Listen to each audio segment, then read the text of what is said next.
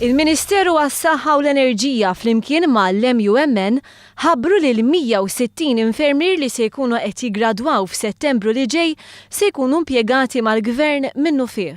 Dan anke fid-dawl li pajjiżna għandu bżonn ta' 400 infermier ġdid. Kontrarju għal kif sar qabel meta kienu jistennew xhur qabel jiġu ngaġġati, diġà nħarġu l-applikazzjonijiet għall-impjieg ta' dawn l-infermiera.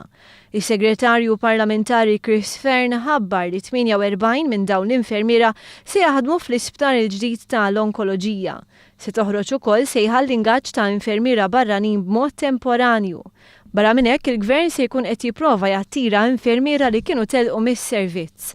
Tkellimna ma' infermieru żewġ tiqwiebel dwar dak li ħajjarhom jidħlu għal xogħolhom. Il-fatt li tara minnu marit kien jiddependi minnek. Mbagħad taraħ fieq u ħareġ mill-isptar hija xi ħaġa li tmur id-darbija kuntent. Meta tara xi ħadd ferħan, koppji ferħanin u jirringrazzjawk tas-servizzi tajthom hija ħafna biżżejjed. Mhux qed neħdu ħsieb pazjent wieħed imma għandna tnejn, għandna l-omm u għandna tarbija. U qegħdin f'parti tal-ħajja illi hija tranzizzjoni kbira l-koppja minn meta jkunu koppja għal meta jsiru ġenituri u qegħdin f'pożizzjoni fejn nistgħu nkunu tajnuna kbira lihom.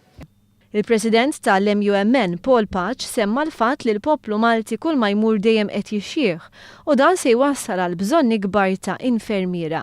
Kwota ċifri maħruġa mill-Uffiċċju Nazzjonali tal-Istatistika li juru li sal-2025 20% tal-popolazzjoni se jkollha l fuq minn 65 sena.